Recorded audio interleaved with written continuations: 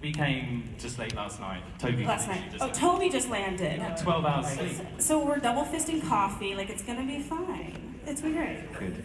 And so you guys have to keep your energy up there too, in case you get sleepy. So let's start at the beginning. A very good place to start. Tell us who you. We love a reference. Tell us who you are and your involvement with the show. Carrie-Ann, let's start with you. Hey guys, I'm Carrie-Ann. Very kind. I'm the choreographer of the show. Hello, I'm Jamie and I'm one of the directors of the show. Hello, I'm Lucy. I'm one of the directors of the show and one of the writers of the show. Hi, I'm Toby. I'm the other writer of the show with Lucy. I'm Wendy. I'm one of the producers of the show. I'm Andy, and we're the UK producers, or part of the UK producing team. Absolutely. Happy to have you. Make it happen. So y'all, Broadway previews start in February. That's less than a month away. It's like less than a week away really at this point. February's happening. And then March 12th opening. So let's just take a deep breath and think of 3 words to describe how we're feeling of the Broadway run being right here, right now. Andy, you do not have to go first unless you want to. You're in the hot seat, sitting next to me. Okay. Oh my god. Perfect. That was literally perfect, yeah. Absolutely. Excited, thrilled, American pancakes.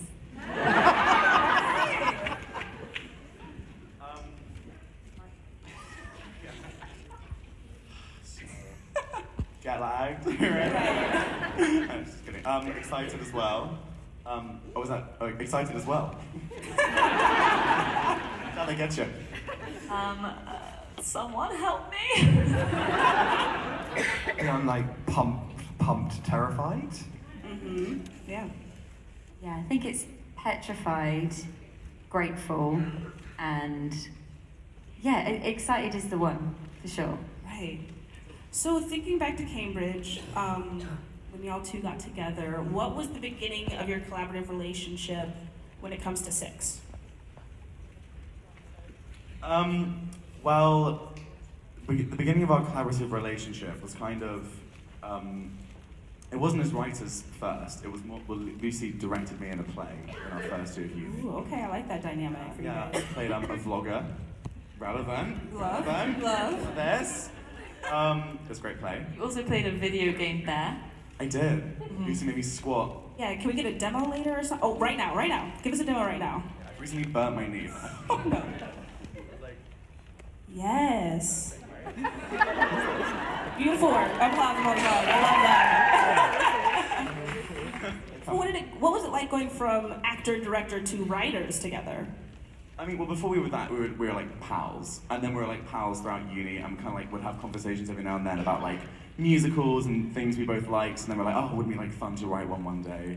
Kind of like in the future, not really thinking about it as a reality. Yeah, we'd like spoken about writing a musical together and been planning to do it vaguely for like a year before Six ended up happening. And I'd like never written anything before, and Toby was just like, I think you'd be like good at it, and I was like, well, okay. Yeah. Like, I also kind of assumed that it would never happen, and I would just like flake out of any plans and like not write anything. So with Six, when we knew that we were going to write Six together, I like agreed to it, sort of just like, yeah, great, we'll do that. And then like in the back of my head, I was like, I'll probably just like not end up doing that, and Toby will just do something else. Sorry, Toby. But with that in mind, like how surreal is it to be sitting on the main stage at BroadwayCon and all of the success you guys have had so far? Like, how does that feel? Feels excited. Jet lagged. I mean, the whole thing is just like bizarre and amazing and overwhelming and in like good and bad ways. Can't, quite, I don't know. What was the first song you guys wrote for the show? The first song that we wrote together was No Way. So that was at the beginning, Honestly, if you had the old version of that, you wouldn't be whooping us. There were like extended metaphors about like desserts. The second verse was just all like puns about like puddings and desserts and sugar, and I don't know. I don't know why. Catherine Larrigan famously had a sweet tooth. But then before that, we also you like sent me like a video of you like messing around with the chorus of ex-wives. So yeah, like on my Casio keyboard. Yes, Casio keyboard. Welcome to the show. Yeah, What do you right. think? And you were like, It's like great. amazing. For that first production of it, what was it like getting the show actually up on its feet, like from Casio keyboard to an actual production? Well, it was super cool because it was like a little project that's with Jamie as well. We went actually and stayed in Jamie's house to rehearse for a couple of weeks. And so it was just really, it's so surreal thinking about it now, but it was just this really like idyllic process of us just sort of like, so I was also hilariously I was the choreographer and Jamie was obviously the director, and honestly again if you could see some of those dance moves you would not be It was also like the studenty way we approached it, where we sort of, we're like, oh, okay, how long do we need? 2 weeks, that's quite a lot of time. Right, Fine, right. And, like, they hadn't, I don't know, they'd written most of the songs. I don't think there was the script hadn't been finished. There were a couple of missing songs. And we thought, that's fine, we'll just sort of cobble it together. And we feel like that spirit just carried us all the way to here. Yeah, right, and now you're on Broadway. So what is it like being co-directors? How do you guys approach the material together? We've known each other for ages, and so it's quite a nice thing. Like, we know each other for about 15 and then got really close at university. And so it's just kind of a continuation of that relationship. I mean, yeah, it's just like pals in a room doing our kind of thing. And it's actually funny, I just remembered now that like I bumped into Jamie on the tube in London before I went to university, and Jamie was already there. And I was like, I'm thinking of getting involved in directing. Like, I really want to be like give that a go. And Jamie was like, oh, you should like check out these like freshers plays. You should have a look. And then so I directed like the first show I ever directed because Jamie and I bumped into each other on the tube. also, I got Lucy to come up a week early before she'd even started at university to choreograph a dance routine for a sketch comedy show I was in to the legendary song "Boom Boom Boom" by the Venga Boys. Yes. That was Lucy's first ever introduction to Cambridge Theatre. It was a very classy bit of choreography. I was so prepared. I was like at dance school, and I didn't realise that at uni people just like whack on a show every now and then. I'd like spent hours and hours choreographing this really elaborate dance, and I turned up and it was all these like comedians, no offence to you, but who couldn't dance. And so I was just like immediately had to change it in the room, but I was so strict about it all. Like, oh my god, good times, cute. That's okay. So you guys have that inherent trust that makes it so much better to work with each other. And then Carrie-Ann, how did you get involved? What drew you to this project?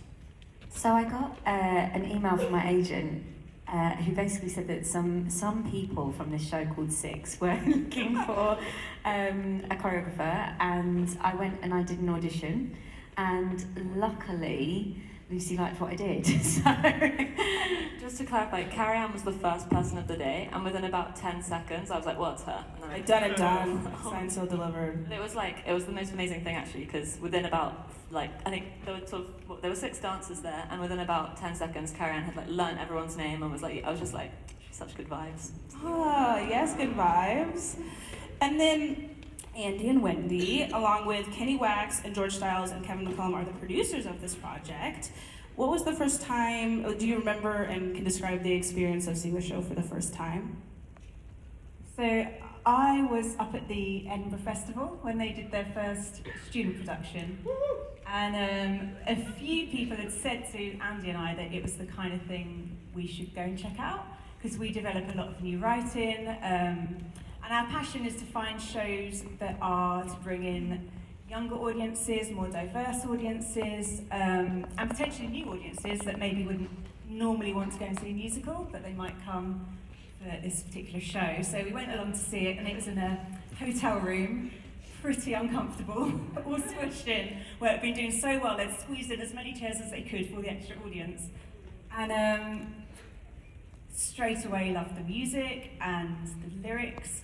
But what really struck me was the audience reaction. Even in that venue in the early days, the fandom was already beginning right from those early days. The connection to the characters, the queens, and that was the buy-in for me to chat to these guys and see if we could take it further. Yeah, similar for me. I think the key thing that I had was, having seen 40-something-year-old man, you know, they made me laugh, and the lyrics were just laugh out loud funny. And I found at the end of it, I probably laughed out loud a dozen times, which, you know, I'm quite cynical and quite. Yeah. I mean, These 30 jokes, Andy. it just didn't land, you know. That's evolution for you. But no, it was just brilliant. It just made me laugh out loud. And I think the fact that the wit and the humour was all there, and then you've got these banging pop tunes that you, I was just saying before we came in here, I remember the hotel room, and everyone was so banging their foot. We were on this tiny little roster at the back, that my chair was gradually moving towards the end. And then I was like having to move back. Right. I wasn't falling off the roster because the vibe in the room was so good. Yeah. What was there a particular song that just like stayed in your skin, stayed in your heart after you left that you were vibing with? Totally, yeah. Don't Lose Your Head was the one that originally grasped me. I think that one just demonstrated the wit, and then I think from there, you know, the evolution of the songs and some of the lyrics. Now I'd say that, you know, they all rival each other for top dog, but I think that was the one that brought us in. I think certainly because it's just not a lot's changed. I think from memory on that song very much. Yeah, like Often the lyrics, orchestration. like 2 lines or something. Wow. That was kind of interesting early on, as you were talking about No Way, which is probably the song that's changed most. And it was kind of this, so when I heard the first few songs in Toby's sitting room, they had No Way and Don't Use Your Head were the first two I heard. And Don't Use Your Head, as I'm sure you know, is filled with like really specific historical references. It's very like glorious in its nerdiness. And then I think you two were a little bit nervous that maybe audiences wouldn't dig that much. And so No Way, by comparison, was a lot more general and more of like a... It was actually... My bad.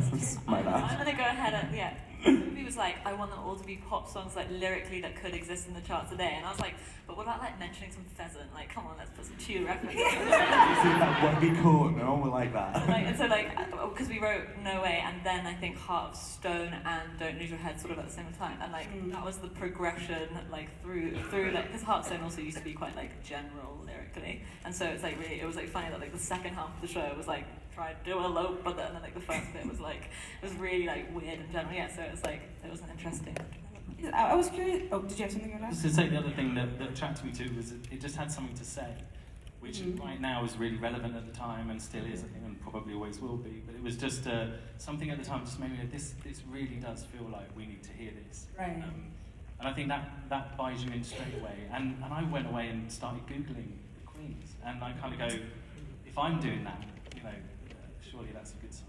Yeah. Well, and to that end, I was super curious to know, how did you guys balance the Googling, the dramaturgy, the historical research of these women with your own like pop music sensibilities and your own voice? What was that process like? I mean, if I'm being really honest, we just like, because we didn't think it was ever going to be really a thing, we just like didn't think about it that much, because it wasn't that deep. Oh, okay. We were like, you read the whole book by Antonia Fraser about the 6 Wives of Henry VIII. I pretended to have read it. What? Did you read it? Oh my god. Yeah. Oh my god,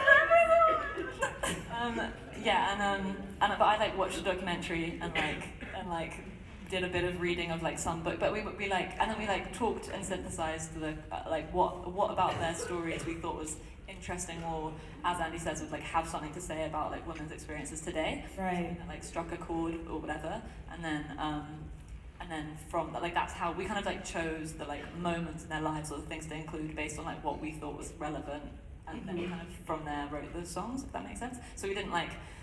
We didn't do enough research, basically. You just went with it. Is there anything else you wanted to add? Or is that...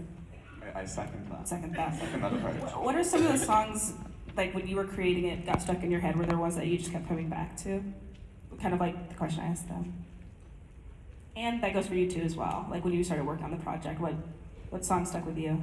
I think the great thing about all the songs is that they just all had such a different vibe. And when myself and the team were talking about it, like, we just knew that each queen and each song had to have such a different palette, and especially because there was only ever going to be 6 women on stage, which equally is fantastic, but I was just I didn't want anything to get boring. I didn't want formations to be too repeated. I didn't want themes to be too repeated, but the music made it really easy to be able to do that. And it was so nice to go from like this sort of Spanishy feeling, like almost house inspired with a little bit of a like hip hop groove in No Way, to then like Don't Lose Your Head and be like totally like rock out skater chick. So everything gave me something, do you know what I mean? And I think the one that felt like the beast initially, that had like a lot of thought around it, was No Way, because we were just very evident that that was going to be the first Queen song. So similarly to the music, I think that probably had the most dance edits as well, of like, how do we set this tone off of the show right? To kick it off. I guess like I was in a really lucky position of working on the student show, which is I kind of got to see the development of these two writing ability, but also like their growth and confidence of going from No Way, the original one, which was very sort of general, and sort of building up to they were like Don't Use Your Head and Hot Stone, and then I Don't Need Your Love, and then they sent me a voice note one day being like, we're just revising for our finals, we're in the library, and here's a song called Get Down, and hearing that for the first time. And then I think the last one I heard, and it was actually 3 weeks before we started rehearsal, like, what's Catherine Howard going to sing about, guys? Come on, like, keep going, where's this going? And then you get, which I think is one of like the most confident, mature songs from these two, is something which is very complicated, very subtle in its shifts through a song. It used to have 5 choruses, and it went on this epic journey, but it was one of those things where you could feel two young writers who were sort of learning their strength a little bit, and that was the bit which I most noticed, that I was saying, oh, okay, you wouldn't have written this first, there's no way you would have gone, this is the song we're going to write as the first one, but it made sense for that to be like the 7th or 8th one that you were doing. Yeah, I think for me, like, All You Want to Do is the one that's where it really gets to the heart of what, I guess, the thing that it has to say, and like, I guess the one that I kind of care about the message of the most in and of itself, in its entirety, if that makes sense. And I think is the one that, because the songs kind of got written in lots of different ways. Like some of them were kind of like voice notes that Toby had like bashing around on his phone for a couple of years, and others were like, oh, we want to tell this kind of whatever. But this was one where it was like the idea of like the repeating lyrics of the chorus coming back and meaning something different at the end, and like it being kind of about using the form of a pop song with its repetition in order to like tell a story that like of this kind of like repetitive abuse of this person. Like I think that's the one that I like hold onto the most. And I think the one that I'm most proud of the like staging and like journey of as well. I think it's like the most like affecting of the show, I guess. Yeah, totally. And we were talking about this before we came down, but each track, you were mentioning this too, Carrie-Ann, like has a different vibe. And I remember the first time I heard it because my roommate, who's here somewhere, Sean Texan, was the first one to show me the cast album, and I was like, this feels a little bit like Kesha or like Katy Perry. And each one, like, I was like, oh, that feels familiar, but it was like a fresh take on it. So I was curious to hear if you guys did have a specific like pop diva in mind when you were writing each song.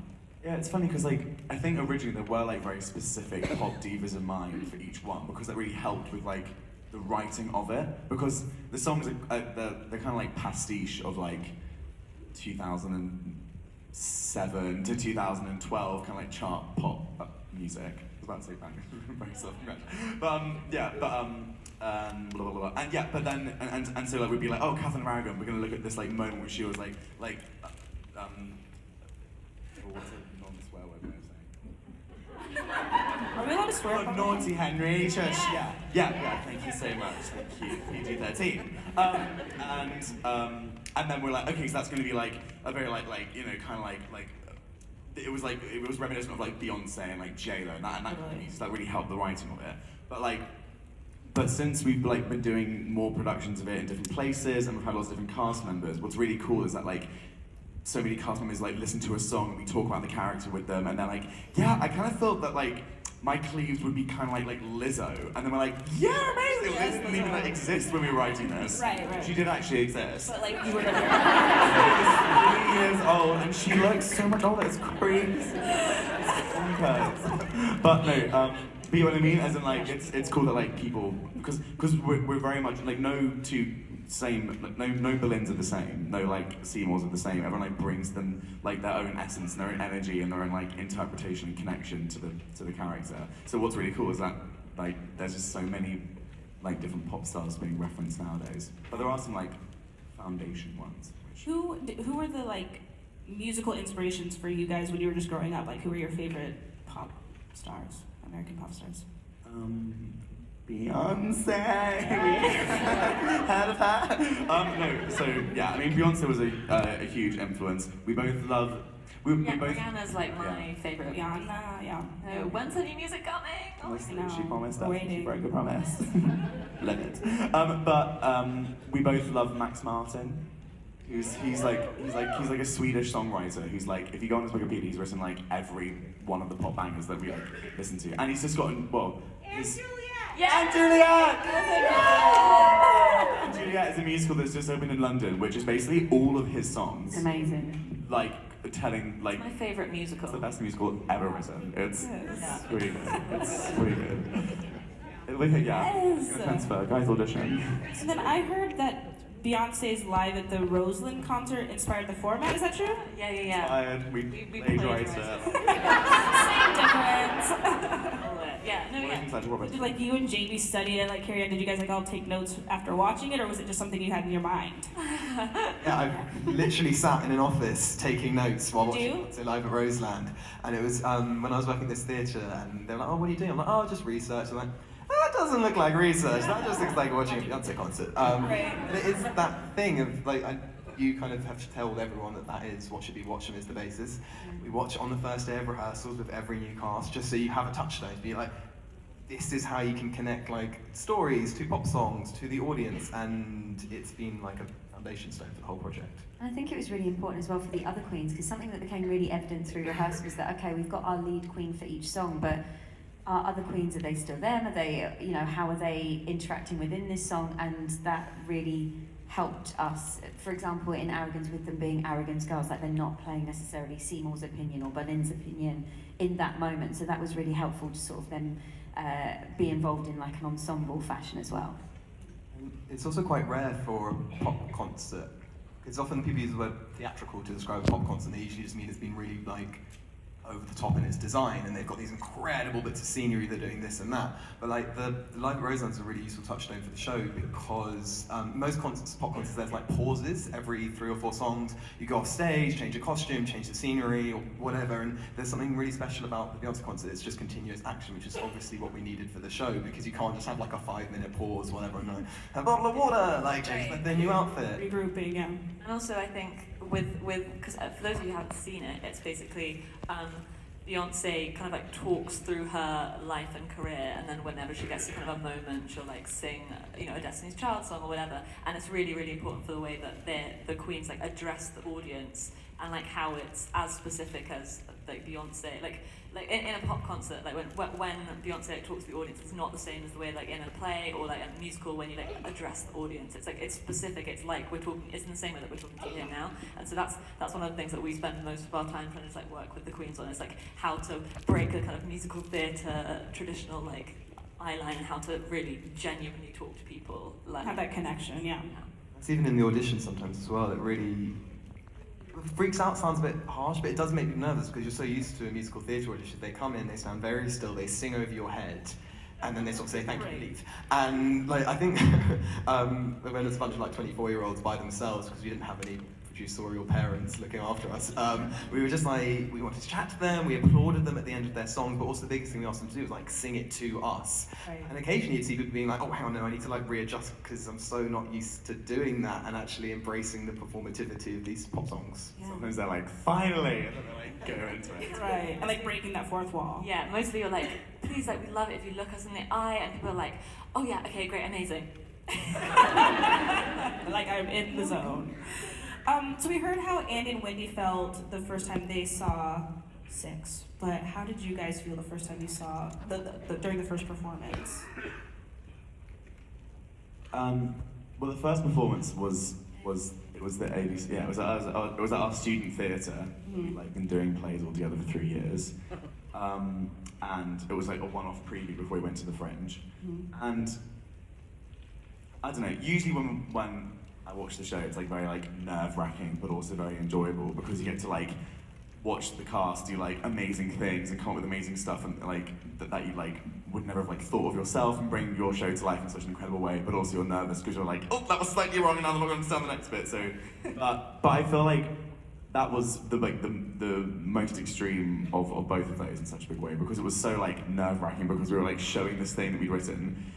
to like people for like the first time ever. And it was a friendly crowd. It was like a lot of like our families and friends and stuff. But it was like intensely nerve-wracking. Like, oh my god, is this the moment we realise that like everything we've been doing for the past few months is like terrible and not funny, and like we're stupid idiots. Yeah. But then also like it was like so cool because we were like, I mean, like, there's only so much you can like do when you're like rehearsing a pop concert musical, you know, and be like, "How you doing tonight, Cambridge?" And and then they'll scream, and then the cast are like, "Okay," but like, and so like doing that, and then like having like this audience of like, I don't know, 100, 200 people like applaud after the opening song, and then the cast were just like amazing and just like owned it, and it was like just so like cool. I mean, like there's no feeling quite like seeing something that you've like made.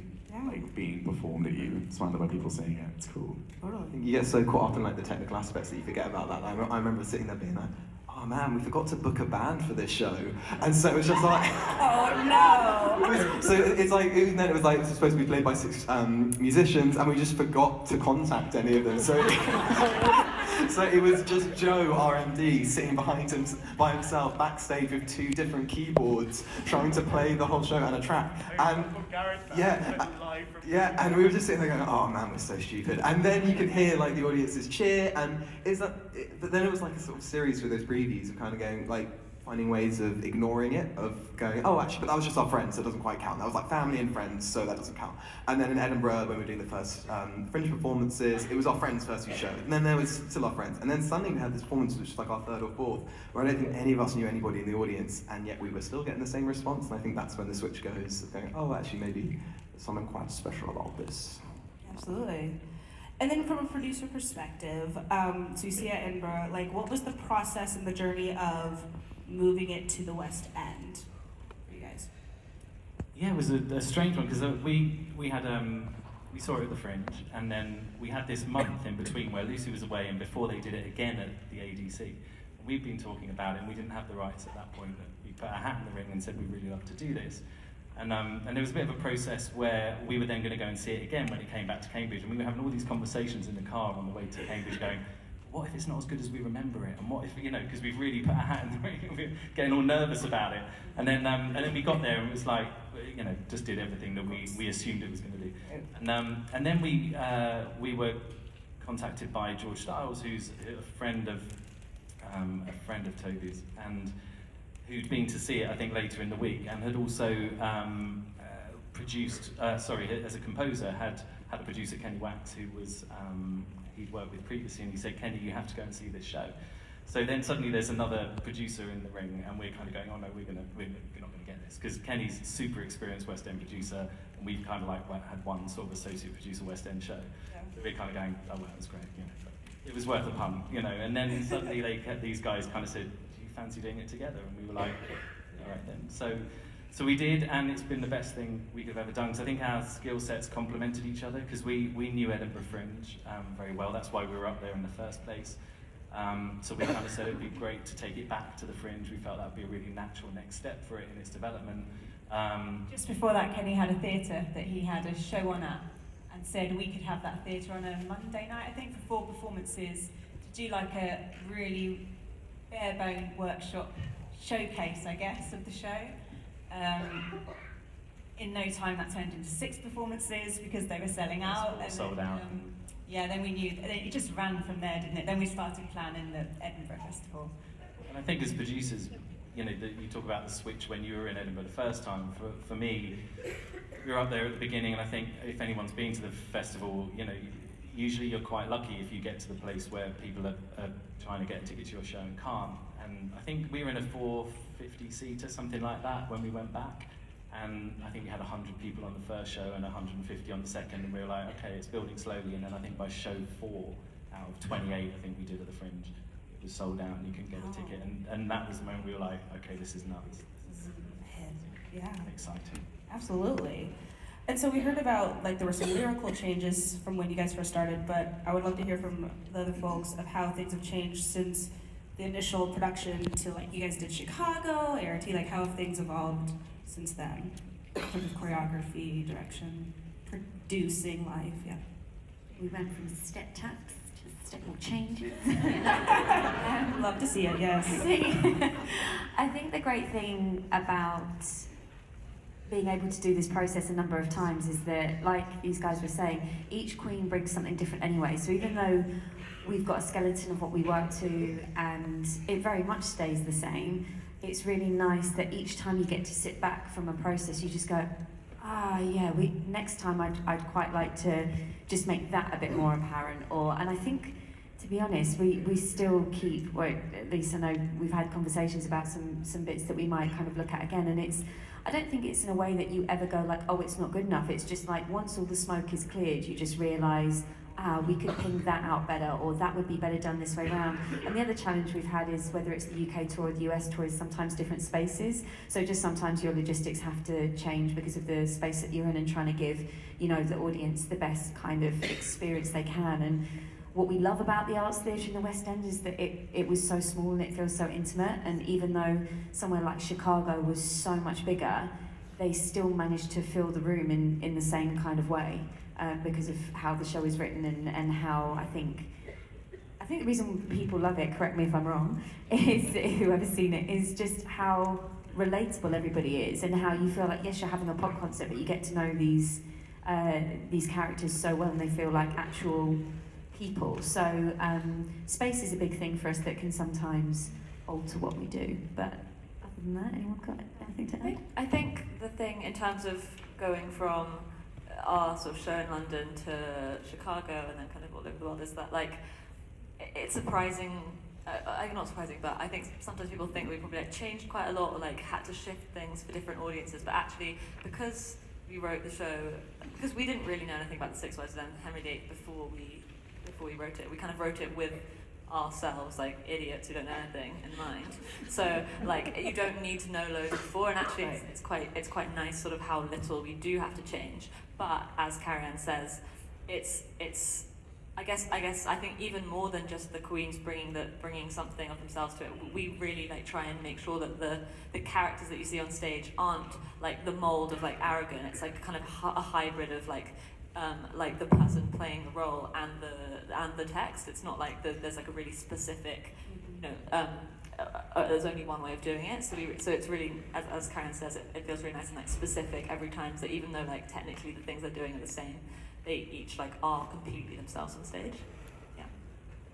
I guess one of the things which we, going way back to the student days, trying to see it now, is if you saw photos of that production and what it looks like now, it looks entirely different. The choreography is entirely different. The sound, in terms of the track and the orchestration, is entirely different.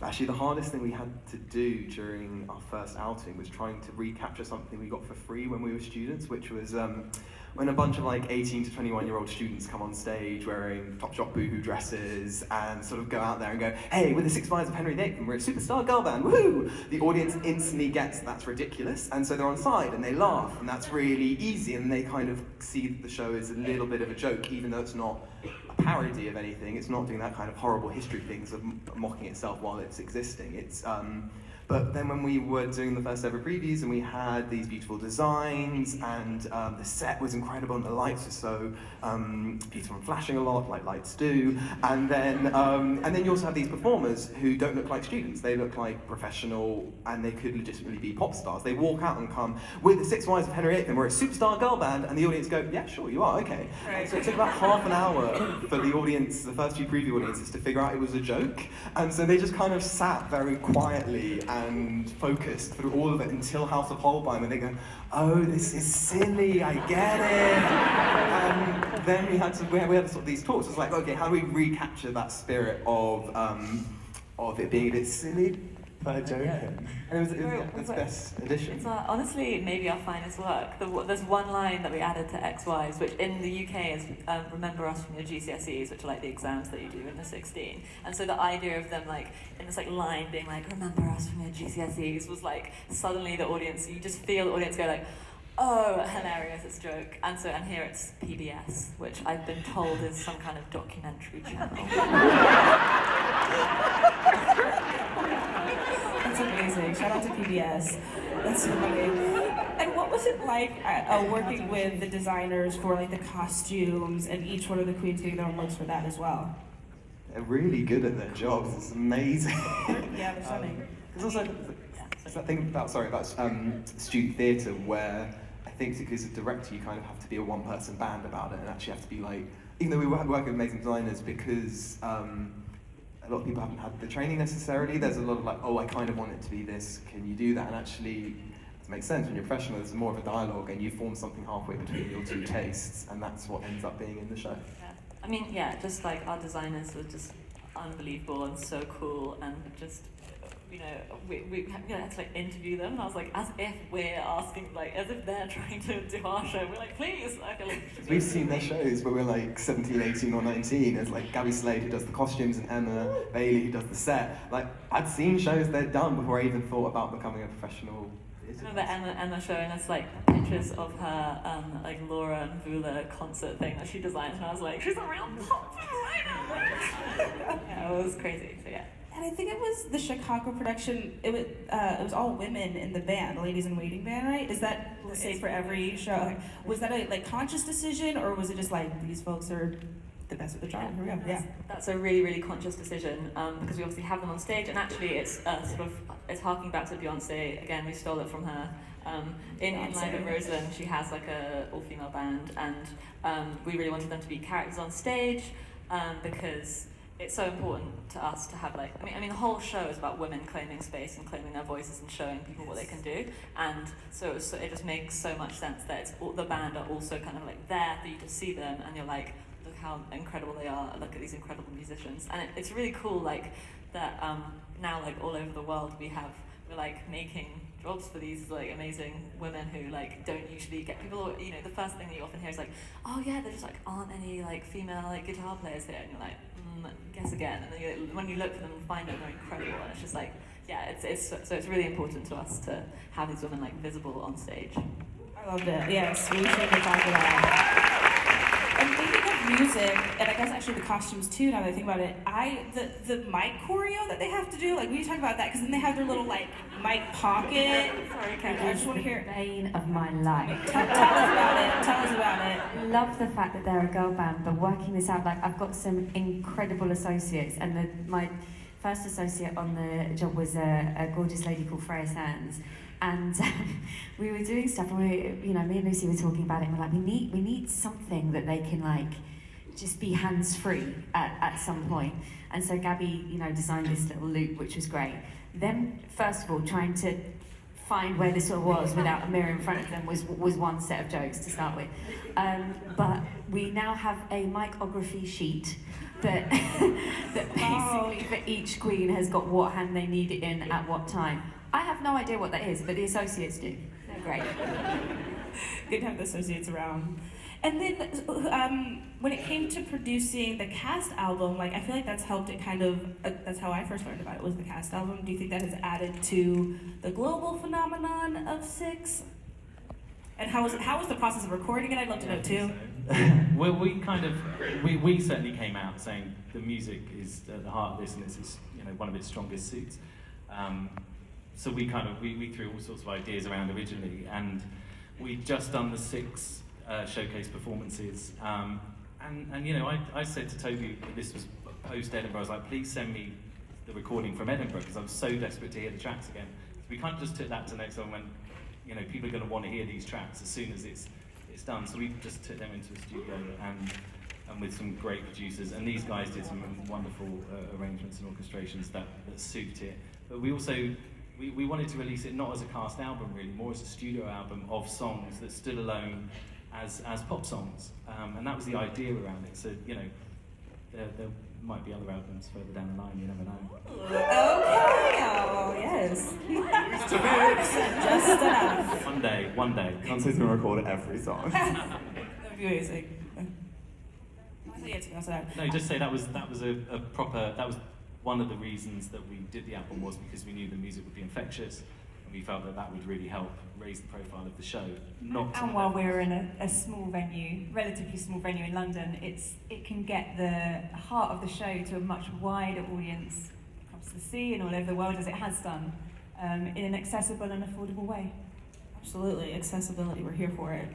Did it change anything for y'all after hearing, or during the recording process? Like, were you like, okay, now we want to change this line, or change different music things that I don't know the terms of? Like, I don't know. I mean, one of my favorite times of the whole of the journey of Six was the sort of 2 weeks that me and Toby spent with our orchestrator in his house, like sharing a double bed in his house in Northampton, like a married couple. It was very cute. And just like listening to like all these different songs on Logic and being like, yeah, this one, no, like him playing like 20 different cymbal sounds, and I was being like, no. Trying to find the ex-wives. Literally maybe 7 or 8 years. Yeah, but like, so that was a really amazing process, and that really it was really nice to spend the time getting into the heart of it. So every single like sound that you hear, we've kind of like got excited about at some point, basically. But I think there's lyrics in the album and like little changes that aren't right. There's very small errors throughout it, so I can't bear to listen to it. Oh no. So what's quite cool about the album is that it was made in between, so we'd done the student production and then we'd done the showcase production at the Arts Theatre, but then there was kind of a gap of 6 months where we did the album during that, and then it was when the professional production that it is now kind of started with the tour and going into London. And that's when we had the proper time to direct these songs in a really big way. Well, I say we, these guys did. I actually directed as well. It's the 3 of us, so it was pretty good. But because the album was kind of pre-emotional direction, the songs are sung in quite they're just they're not full on acting on the album. They're just singing the songs and making them sound poppy, it's the cool poppy glossy album version. Then you come and you see it live and everything's slightly different, and the choreo makes it feel more alive as well. But then also because just some of the feedback we get is that for example the Catherine Howard song, which sounds like a pop track ish on the album, but then you come see it live and it takes its while in a harrowing place. And so that's quite a fun difference between the two. Is that because what we wanted to make was when you see Beyonce live, as you do, and have anyone seen Beyonce or another pop star live before? Yeah. I've never seen her live. That's a dream, but one day. But there's a live band and the orchestrations are different, and there's cool other instruments in there and stuff. We wanted to make the album version of what Six is. So when you go and see it, the songs are a bit longer and there's stuff in there that isn't on the album, and so it's the stripped back but glossy, neat version. But then you see it live and it's a huge mess. No, you like a taste of it. Emotional. And Toby's got sound effects as well in the album. Oh yeah, I'm on the album. Oh my god, yes! So when you get down where it's my horses can trot up to 12 miles an hour. I'm gonna have to go back and listen exactly for that. Take it out. Also, we're on the album. We do the woof. You do what? But when my hands out, release the bitches. It's all the other queens say woof, but we're in that woof. Yes, you're in that woof. Oh, I love that. Andy, you talked about when you were really struck by the message when you first saw the show, and the music, the lyrics, it all works and makes this very universal experience where you can live anywhere in the world and it resonates with you. So I'm curious what you think specifically about the show's message that you think we need to be hearing right now. That's open to all of you, but you had mentioned it. Oh, there I get the hard question, don't I? I think, yes, I'm sorry. I think, look, it's a tough world, and young people are finding it tough. And I think what this does, particularly for young women, is gives them a voice. And I think, there's a really lovely message, and I don't know where it came from, but somebody said it many months ago, probably years ago now, about real women fix each other's crowns, or real queens fix each other's crowns. It just struck me as being that's the heart of the show, and that's how we need to behave. That's how we need to be within the community, and not just women. We can all be queens, right? And I kind yes. of so for me that's what's relevant about it now. And stop here. You're a queen. You're a queen. I'm a big queen. Yes, indeed. But no, I think for me that message is still totally relevant, and it's inspiring, as producers with these guys, they won't take no for an answer, and they won't take second best for an answer, and sometimes the patriarchy, for want of a better description, need to hear that, and sometimes that's helpful. Absolutely, that was beautifully said. That was so nice, Andy. there anything else you guys wanted to add? Can I just say that, yeah. you know, everyone over here, the Broadway lot have embraced that as well. So we, you know, it's not just us shouting it from the UK. I think everyone feels that, right? Yeah. And I think there's been that thing which is, early on we always thought that the target audience would be, I mean, teenagers to 20-year-olds who listen to this kind of music, and that's been one of the most exciting, heartening things, is realizing that the appeal of it is much wider, and what that does for a political show is really special, because you can reach a wider audience with a quite important message. And so it's not only the sort of 15-year-old young excited women who are loving it, but it's also their dads who they brought along, and they're kind of going, oh, I haven't necessarily thought about this before, and that is part of trying to do a political show. You can't only speak to the people who already agree with you. You sometimes have to speak to people who don't necessarily disagree with you, but just haven't thought about it before. And that's what I love about your writing, is that it has that appeal, which is so wide and popular, but also has a bit of political punch to it as well. Absolutely. Anything else you would add? I think it did. I mean, I remember when we first saw it, the penny dropped for me, where I kind of went, oh my God, everything I have learned from my GCSEs and history lessons at school, you know, is told to me, rather than I've discovered it or I've looked further afield to find out what the true narrative me. And that was another part of it that just kind of made me go, that's really interesting. Just, you know, what else have I learned that has just been told to me and I've just taken for granted, rather than actually discovered for myself or experienced for myself. And I think that's something else that the show has, that makes you kind of just go, yeah, maybe I should look at some other things in different ways and be open to that. And I think, just adding on to that real quick, was because in history as well, like, I remember it all being told from like Henry's point of view. So you didn't really find out anything about the wives. But what was really freaky is when they went up to Edinburgh the second time, but there was another show about Henry VIII's 6 wives that had a Henry in it. And I love the fact that we don't have a Henry. You don't need it, yeah.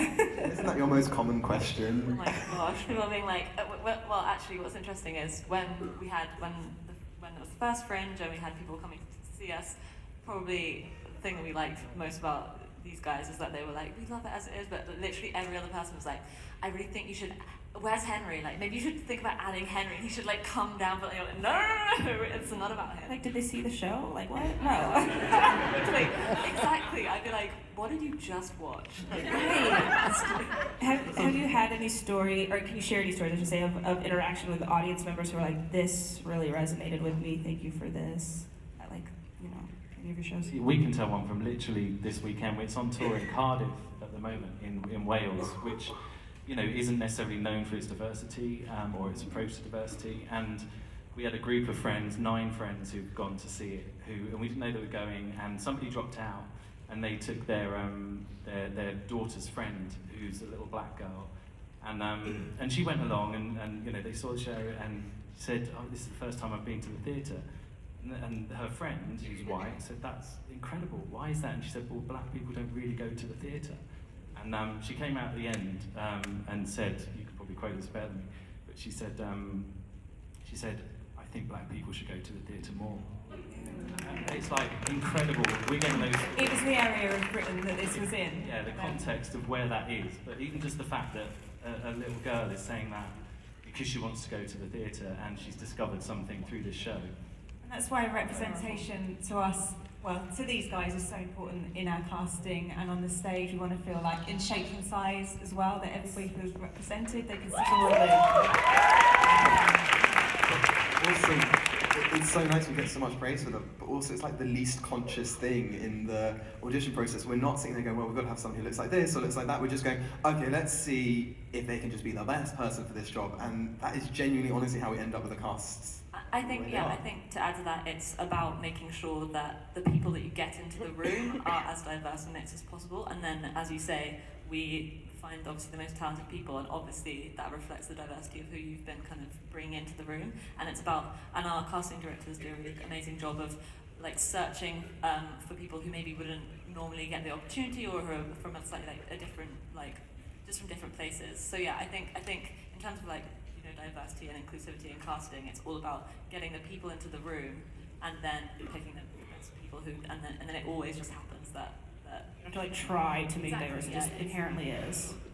Have you guys noticed a difference in reactions from audience members in the United States versus the UK? Besides the PBS moment, because shout out to PBS. Yes, Louder. yesterday So here much was louder. Louder? That's not a surprise. I feel like in the UK, like, we have to really give the audience permission and tell them to kind of the whole first scene is being like, how are you doing? And like, we said, how are you doing? And everyone's like, woo! Whereas here, like, the lights go down, everyone's like, That's good. Are there any like specific Broadway like changes you can tease, or like anything we can look out for? I'm going to include Henry for this version of the show. I feel it's now the time to do it. that's my So we'll be surprise, well. isn't it? That's why Jamie's growing his beard. He's ready for the next Toby's going to add some more choreography. Yeah, Carrie-Ann's, yeah. So I burnt my knee earlier today. Right. We do the video game bear. Yeah. The main thing is that the storytelling of the show is the heart of the show, and everything else is great and wonderful, and it's going to look amazing on Broadway. But ultimately, the story is everything, and the message is everything. And I think it's a great night out, and a great concert, and a great musical, and a great everything. Really, he says, bigging it up. I'm so excited. I can't wait. So this means we have time for some fun questions. These have all been fun, to be clear. I've had a great time. I hope you all have. But these are like the fun and flirty, silly questions. If you could invite a pop diva, and I'm gonna say beside Beyonce, to the show, who would it be? Lucy's like, how dare you?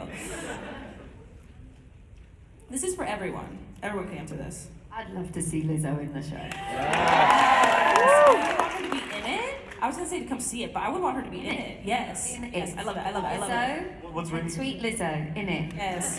Hashtag Lizzo for 6. As I said earlier, it's like Lizzo wasn't a famous pop star when we were writing the show, and what's so cool since the Lizzo thing has happened is that she just completely emulates the message that we want to emulate with the show as well. So yeah. So yeah, and you're welcome, Lizzo. You are welcome to the message. Yes. But I think she'd have fun. I think I she want would Rihanna to come, Yeah, Rihanna would be good. please. If anyone knows her, could you? She comes to Broadway. She went to Slave Play, so that could happen. That's real.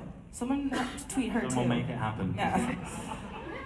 Jamie, what were you gonna say? I'd like Billie Eilish to come, but again, it's one of those ones where it's Billie Eilish was not a big thing 2-3 years ago, and I now was 12. yeah, and now everyone's like, oh, she'd be a great Anne Boleyn. We're like, well, that was originally Avril Lavigne, but okay, sure, let's go. Right. Did you guys want to add? No. I mean, she couldn't come, but someone like Aretha Franklin would have loved it. Oh, It would have yeah. been a sort of advocate for the same kind of world, I think, of what we're talking about. But Love that. yeah, sadly, not going to happen. Yeah. And then if you guys could play any queen in the show, who would it be? Andy, we're starting with you because you seem very excited to answer the question. See, I always get Jane Seymour in every conversation we have. And everyone seems to think that's a bad thing, but I'm going to own it. I'm going to be Jane. I really want to be Berlin, I think. We'll see at recourse. I think I'd want to play. I'd like to be arrogant because then you can just do your bit and be like, oh god, thank god, done this. Take a smoke break, yeah. Relax now and just enjoy everyone else. Right. It's right, but I think practicality. I mean, everyone obviously cleaves, you're all wrong. Catherine Howard for me, 100%. Yes.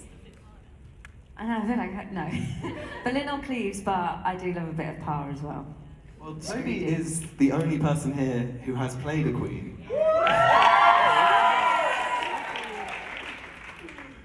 Tell us about Yeah, it, Toby. I once went on for Catherine Parr in London. How did it feel? Besides jet lag, you said it, yeah. It was so funny because at the time, all the cast were falling apart. There was illness and injuries and stuff, and then these guys made this list of contingency plans of okay, if this many cast members are injured or can't sing, then we do this version of the show. Then right at the bottom is and if we can't find anyone else to stand in, we'll bring Toby and get him to it.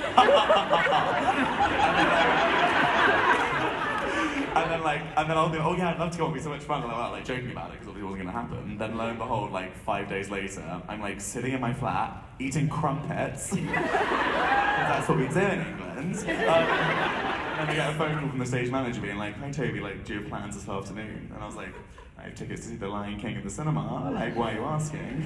And she was like, do you want to come be Catherine Parr on the West End for 2 shows? And I was like, oh my god, for 2 shows? A matinee and an evening. And I was like, oh my god, amazing, yes! And then also what was really, really fun about the whole thing was that Lucy and Joe Bayton, who's our musical supervisor, who actually I lived with and wasn't there, they were both on a flight about to go to Florida. And so I like rang them, I was like, Lucy, I'm going on the Catherine, but like, what do I do? And you were like, don't make it about you. And I was like, it was actually the best advice ever, because if Lucy hadn't said that, I would have turned to the theatre being like, oh my god, everyone's so nervous in the cast, like, oh my god, the writer's here and he's nervous, we're all gonna die. And then I turned up and I was like, cool, which is what I do all the time actually, so it was really easy. But I turned up and I was like, hey Queens, how's it going? Like, it's gonna be really fun, I'm really excited about it. And they were like, oh cool, yeah, us too. And then it was like, but I was like sweating and stuff. Of course. These are those hot pants. You saw? You were there? What? Official review was good. Shorts in person. Oh my god, thank god you saw it again. Literally, Doing that it's match, like, you see it. the pub be like, dear Tom, you know I love you, boy. We're desperately trying to get tickets, weren't they? After when it went out on socials. Maybe for the evening one, the matinee, people didn't really know. The stage manager was like, Toby's coming on, and there were like a sprinkling of people that knew who were like, woohoo! And then like most were like mothers with their young children who are like, what? And then like I came on like these like hot pants that they had backstage, and there were lots of mothers just being like, tight pants. I was watching that show and it was really strange because Parr is also like the writer within the show, and so it's this really like strange meta level going on of the writer. So much more. Remember that I am the writer. I wrote this. There was also, I mean, this isn't. Is this ruining it? It's ruining it a little. If you haven't seen the show, I'm about to ruin it slightly. There's a moment when Parr like stops the show slightly and says, you know what, I'm good, I can't do this anymore. And Toby so underplayed it that the audience weren't sure if it was Toby the actor saying, I've never heard. It's like what you would want from a Parr to say, because the audience were just awkward at that moment in time. They're like, is he gonna walk off? Like, It was so naturalistic so and so natural. believable. And it's like when you said, do you have any notes? I went, none. It was perfect. You were amazing. No, you said loosen up a bit. You were nervous, and I was like, okay, I will. But what was also really funny is like Catherine Parr, like she keeps quite a low profile throughout the show, which is good because like the Boleyns and the Cleaves of this world, they're quite like making lots of jokes and taking lots of like space in the thing. And I was like, okay, well, as like the boy on stage, I'm gonna like you know, it's good that I'm Parr because she doesn't have lots of like big laughs. She like kind of keeps a low profile until her song, where she's like, wait, Queens, stop arguing. This is not what feminism is about. And then they were like, what do you mean? Okay, she's like, okay, guys. Not like, what do you mean? They're like, we don't want to hear from you. Like, no, I will explain it. Sit down, you whiny, complaining women, and this is feminism. You know I love you, boy. Complete like antithesis to the message of the show. Was like the only boy on stage be like, guys, this is the message of the show. Okay, let me tell you a story. That's amazing. Well, you know what? It was good press. Absolutely. Anyway. Maybe on Broadway you can reprise. We don't know. That could happen.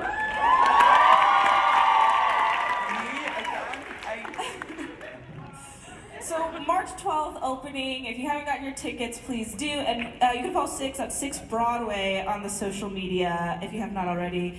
Thank you guys so much for being here today.